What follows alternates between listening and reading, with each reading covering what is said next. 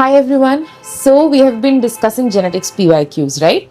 So today we will be doing a few more of them covering a wider area so that छोटे छोटे जो concepts शायद हमारे videos में है या फिर आपको ढूंढना पड़ेगा वो PYQs के through solve हो जाए. Okay? So let's start with this one. This one is based on blood grouping system. So पहले blood grouping system का genetic system देख लेते हैं, है ना? So दो टाइप के ब्लड ग्रुपिंग्स हम करते हैं usually ABO and RH. ABO का जेनेटिक बेसिस आपको है तो इसमें 3 फिनोटाइप्स पॉसिबल है. What are the possible phenotypes? The phenotypes are A blood, B blood and O blood.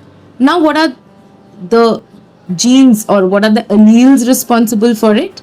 The alleles responsible for it are IA allele, IB allele and IO allele. Okay? अब multiple allelic system है ये, है ना? This is a multiple allelic system. So इस multiple allelic system में A और B और O के बीच के रिलेशनशिप के ऊपर डिपेंड करेगा जीनोटाइप्स कैसा आएगा. इस मल्टीपल एलिलिक सिस्टम में ये दो कोडोमिनेंट है ना? A और B कोडोमिनेंट है और O जो है, IO जो है वो कंप्लीट रेसेसिवनेस शो करता है. It is completely recessive. Then our possible genotypes क्या क्या हो जाएगा? Our possible genotypes will become IA और IAIO both for A blood group क्योंकि कंप्लीटली रेसेसिव है. IB और IBIO for B blood group. फिर IOIO for O blood group and IAIB for AB blood group. Now, if you remember from the chapter on circulation, what is this AB blood grouping system? It's based on the antigen present on the RBC. अगर RBC में पे A antigen express हो रहा है तो वो ए blood group पे belong करेगा. अगर बी हो रहा है तो बी में, अगर दोनों हो रहा है तो ए बी में, अगर कुछ भी नहीं, कोई भी एंटीजन आरबीसी पे एक्सप्रेस्ड नहीं है तो वो ओ में. Am I right?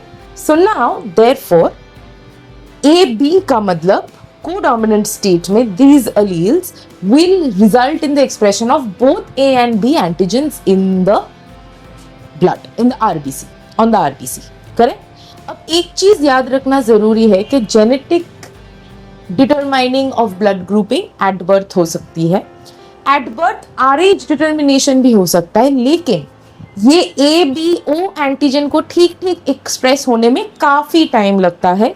जितना बॉडी में एक्सपोजर बढ़ता है उतना ये बढ़ता है. So you can give it a good 2 years amount of time. उसके बाद ही प्रॉपर ब्लड ग्रुपिंग करना पॉसिबल है. ये फैक्ट आपको जानना जरूरी क्यों है? क्योंकि इस क्वेश्चन में उस फैक्ट पे बेस्ड एक ऑप्शन है. So it is not correct to think कि बुक में अगर इतना ही दिया हुआ है एनसीईआरटी में तो इतना ही मेरे नॉलेज बेस के लिए काफ़ी है. इस टॉपिक के एसोसिएटेड थोड़ा सा एक्स्ट्रा नॉलेज आपको नीट के लिए चाहिए होगा क्योंकि ऑप्शंस में कभी कभी आप कंफ्यूज हो सकते हो. So now let's come to the question. ये एक ब्लड ग्रुपिंग पे बेस्ड क्वेश्चन है. इसको हम 2 फॉर्मेट में सॉल्व कर सकते हैं. एक जो मैंने लास्ट वीडियो में कहा था कि आप पेडिग्री बना के कोई भी ये लॉन्ग वर्ड प्रॉब्लम सॉल्व कर सकते हो, वो आसान हो जाएगा. करेक्ट? और you can use the method of elimination. Obviously आप पेडिग्री बनाओगे तो आपको पूरा सॉल्व करना पड़ेगा जिसमें आपको टाइम ज़्यादा लगेगी. सो अगर आपके जो मेमोराइजेशन वाले क्वेश्चंस है वो बहुत फास्ट जा रहा है पेपर में तो आप इसमें for double verification, for being absolutely sure कर सकते हो. लेकिन अगर आपका प्रैक्टिस ऑन पॉइंट है तो ये क्वेश्चन आप एलिमिनेशन से भी कर सकते हो. मैं पहले पेडिग्री से करूंगी to show you and then I will also show you the method of elimination. Okay? Now what this says is you have X and Y have their first child. ठीक है? So there is X and Y where X is the female and Y is the male. They have their first child. Okay? X knows her blood group, which is A blood. Y does not know his blood group. But Y knows that both his parents were B blood groups. Okay? Now, their first boy is Z, so they have a boy who is Z and his blood group is O. How is this possible is the basic question, right? So now, let's say the grandparents, Y's parents, could be IBIO or IBIO,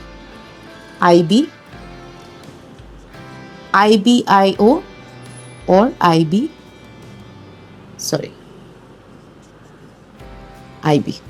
Correct? In that case, Y, who doesn't know his blood group, can either have IO, unit बनाओ, है ना, IBIO अगर है दोनों parents, 3 cases possible है. देखो, अगर दोनों पेरेंट्स IBIO है, then Y can either be IBIB or IBIO. Doesn't matter. In both the cases, the blood group stays B. Correct? So he can either be B blood group और अगर ये O है तो फिर ठीक है, ये IO हो जाएगा, है ना. So now what happens is IBIB, IBIO, IOIB, IOIO. He can be O blood group. और अगर दोनों के दोनों होमोजाइगस बी थे तो ऑब्वियसली बी के अलावा कोई ऑप्शन नहीं है. तो ओ का ब्लड ग्रुप इन दोनों में से कोई एक हो सकता है, डिपेंडिंग ऑन पेरेंट्स के कॉम्बिनेशंस क्या थे. करेक्ट? हमको सिर्फ पता है कि दोनों बी ब्लड ग्रुप के हैं, हमको जीनोटाइप नहीं पता है.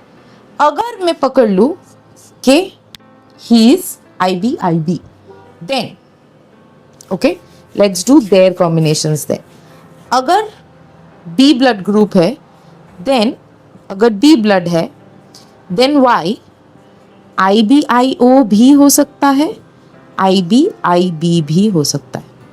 अगर IBIB है, इस केस में उसके बच्चे कभी भी ओ ब्लड ग्रुप के नहीं हो सकते, क्योंकि उसको भी तो एक ओ एलील डोनेट करना पड़ेगा, नहीं कर सकता. तो दिस इज अ पॉसिबिलिटी जहाँ पे उसके बच्चे ओ ब्लड ग्रुप के हो सकते हैं, या फिर वो खुद ओ ब्लड ग्रुप का हो सकता है. But even in this case his wife, that is X, will have to be IAIO. Then the only possibility for Z to be IOIO is for both of his parents to be heterozygous for their respective blood groups, or one of the parents, that is Y, is O blood group himself. Correct? Now let's look at our options. The X's genotype is IAIA. And Y is IOIO. Even in this case, not possible. Correct? X is IAIO and Y is IOIO. In this case, it's possible ये वाला और ये वाला मिलके Z को IOIO मिला. Y is not Z's father. Now this is an ambiguous statement.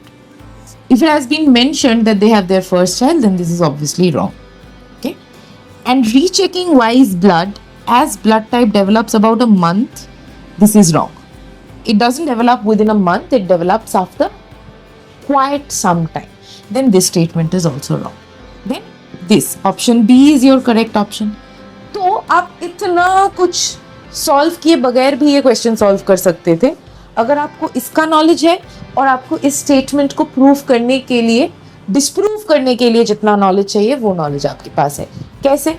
आप basically mother और फादर के जीनोटाइप्स दिए हैं, आप क्रॉसेस बनाओगे, है ना.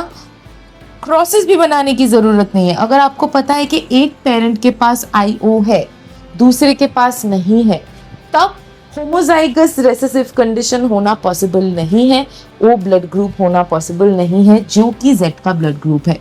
तो Z का ब्लड ग्रुप तभी O हो सकता है जब उसके दोनों पेरेंट्स के पास O हो, है ना.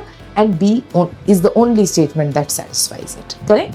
So this is a very, very easy question, but because it's so big, it will take you time to read it, it will take you time to understand it, and therefore जब आप solve करने जाओगे, there is a chance you will find it difficult to solve, because NEET पे हम time के pressure में भी आ जाते हैं.